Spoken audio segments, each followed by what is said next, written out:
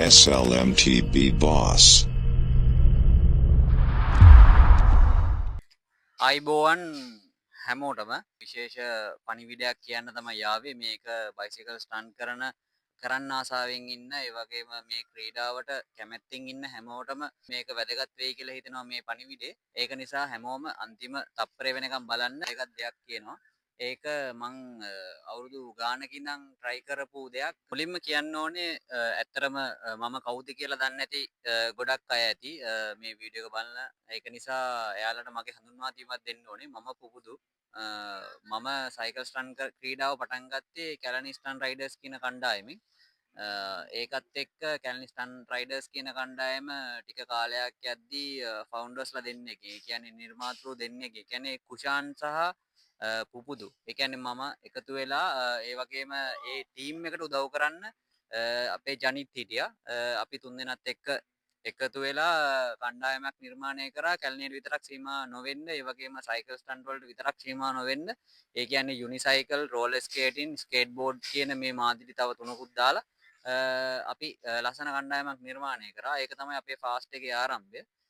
කාලෙන් කාලෙට පාසැල් වල වගේ මේ සයිකල් ස්ටන්ට් ටීම් එකේත්, ඒ කියන්නේ ෆාස්ට් ටීම් එකෙත් විවිධ බැච් හිටියා. ඒ කියන්නේ අපිට අවුරුදු ගානකට කලින් හිටපු කොල්ලෝ සෙට් එක අද හොඳ තැනක ඉන්නවා. ඒ කියන්නේ එයාලා විවිධ වෘත්තීත් එක්ක වැඩ කටයුතු කරගෙන එයාලගේම රැකියා කරගෙන මෝටර් බයික් රිපෙයාරින්, සයිකල් රිපෙයාරින්, ඒ වගේම කොට කීප දෙනෙක් පිට රටවල් වල ගිහිල්ලා ඒ වගේ මේකෙන් මේක හොබි එකක් විදියට ලස්සනට කරගෙන හිටපු කීප දෙනෙක් හිටියා. ඒ හොඳ තත්ත්වයක ඉන්න මේ කට්ටිය. ඒක නිසා මේ ක්‍රීඩාව ලස්සන ක්‍රීඩාවක්. ඒක තමයි මට කියන්න අවශ්‍ය වෙන්නේ. මේක ලස්සන ක්‍රීඩාවක්. තව අවුරුදු දෙක තුනක් කිහිපයක් යද්දී මේ ක්‍රීඩාවෙන් මුදල් උපයන ක්‍රීඩාවක් වෙයි. වෘත්තියක් විදියට ලංකාව ඇතුලේ මේ ක්‍රීඩාව අපිට කරගන්න පුළුවන් වෙයි. ඒක නිසා මේකත් එක්ක රැඳිලා ඉන්න, මේක කරන කට්ටියට ආදරය කරන්න, මේක කරන අයට ප්‍රශ්න දාන්න එන්න එපා. හොඳ වැඩක් ඉස්සරහට කරන්න පුළුවන්. ඒක තමයි අපේ කණ්ඩායමේ ඉතිහාසය. ඈත කාලයේදීත් මට යම් කණ්ඩායමක් හම්බෙලා ඉන්නවා. බිගිනර් ලෙවල් එකේ ඉන්න කට්ටියක් සහ සාමාන්‍යයෙන් පර්ෆෝම් කරන්න පුළුවන් කොල්ලෝ සෙට් එකක් ඉන්නවා. ඒක නිසා මම මේක 2016 දී විතර මගේ ඔළුවට ආපු දෙයක්. මම පුරුදු වෙන දේ මම තව කෙනෙක්ට කියලා දෙන්න ඕනේ කියලා. ඒක නිසා මම 2016 මට මතක විදියට මම YouTube channel එකක් නිර්මාණය කරනවා. ඊට පස්සේ 2019 ඉඳන් මම YouTube එකෙන් කියලා දෙන වීඩියෝස් අප්ලෝඩ් කරන්න පටන් ගන්නවා. ඒක ලක්ෂ ගාණක් නැරඹුම් වාර තියෙන වීඩියෝස්. ගොඩක් අය වීඩියෝ බලලා ඉගෙන ගත්ත අය ඉන්නවා. ලංකාවේ අස්සක් මුල්ලක් නෑර වීඩියෝස් බලපු ගොඩක් ලොකු ප්‍රමාණයක් ඉන්නවා. මොකද වීඩියෝ එකක් නැරඹුම් වාර ලක්ෂ ගාණක් යනවා කියන්නේම ලංකාවේ විවිධ ප්‍රදේශවල ඒ වීඩියෝස් බලලා තිනවා. මගේ වීඩියෝස් බලලා වීල් ගන්න පුරුදු වෙලා තියෙනවා. ඒ වගේම මම ස්ටන්ට් කරන ඒවා දැකලා මේ සීන් එකට, ඒ කියන්නේ මේ බයිසිකල් ස්ටන්ට් ෆීල්ඩ් එකට එන්න කැමැත්තෙන් හිටපු ගොඩක් අය ඉන්නවා. ඒක නිසා ඒ හැමෝටම මේක හොඳ ආරංචියක් වෙයි, සුබ ආරංචියක් වෙයි. ඔයාගේ දරුවට, ඒ කියන්නේ දුවට පුතාට විශේෂ නිවේදනයක් වෙයි මේක මේ ෆීල්ඩ් එකට ආසාවෙන් ඉන්නවනම්. මෑත කාලයේදී මගේ ටීම් එකේ මුලින්ම හිටපු කණ්ඩායම, ඒ කියන්නේ ෆාස්ට් කණ්ඩායමේ මුලින්ම හිටපු ගොඩාක් ක්‍රීඩකයන්ට මම දැනුමුතුකම්, ඒ කියන්නේ ගුරුහරුකම් දීලා තියෙනවා. ඒක නිසා යාලා ඒ වගේ එතනින් එහාට ගිහිල්ලා හොඳ තැන්වල ඉන්නවා හැමෝම. ඒක නිසා මට ආසයි ඔයාගේ දුවට පුතාටත් මේ ෆීල්ඩ් එක කියලා දෙන්න.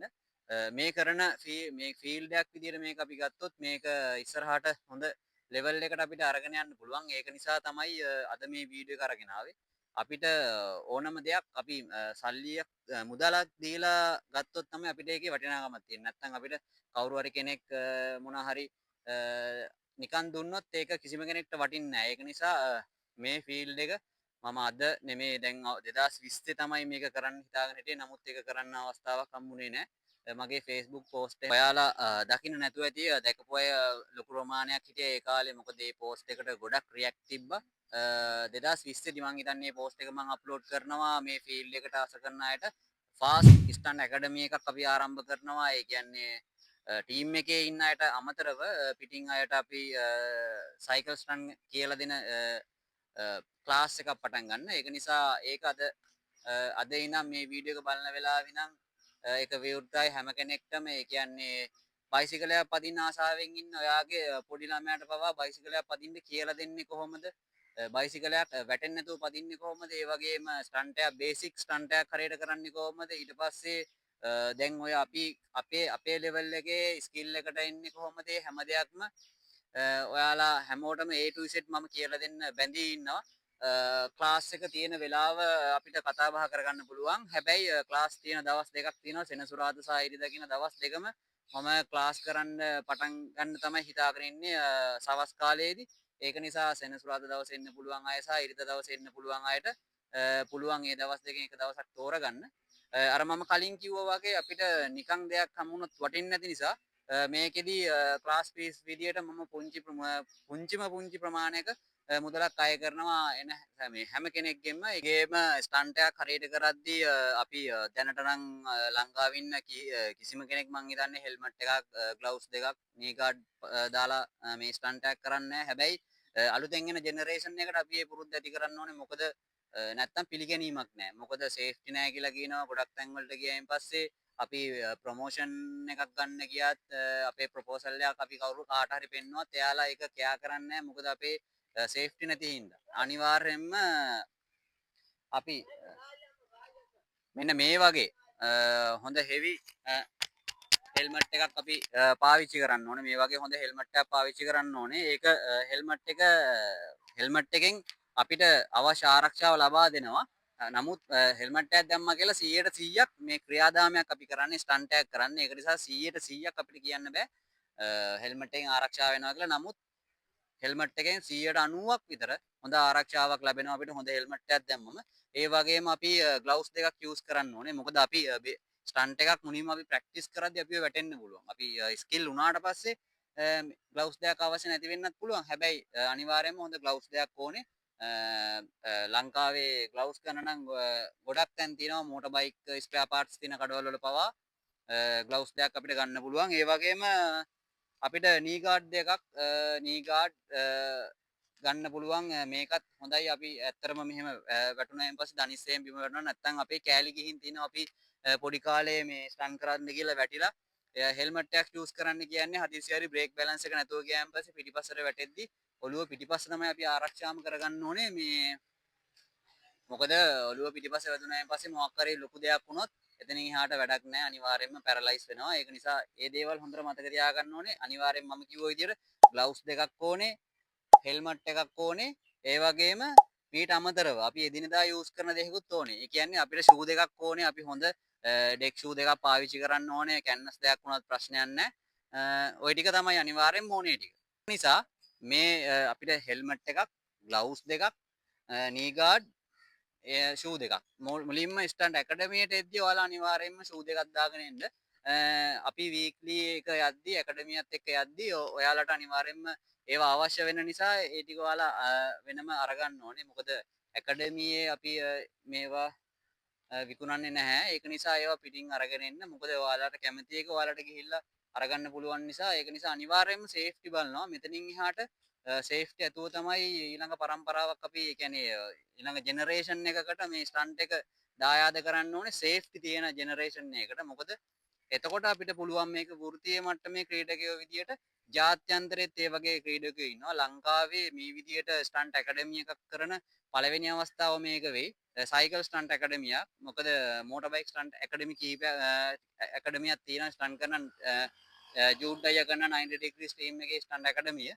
ඒක නිසා බයිසිකල් ස්ටන්ට් කරන පළවෙනි ලංකාවේ ඇකඩමිය වෙයි. ජාත්‍යන්තරෙත් මේ වගේ ඇකඩමි ගොඩක් තියෙනවා. එයාලගේ කම්පිටිෂන් ගොඩක් තියෙනවා. ඒ වගේම කෝචස්ලා ගොඩක් ඉන්නවා.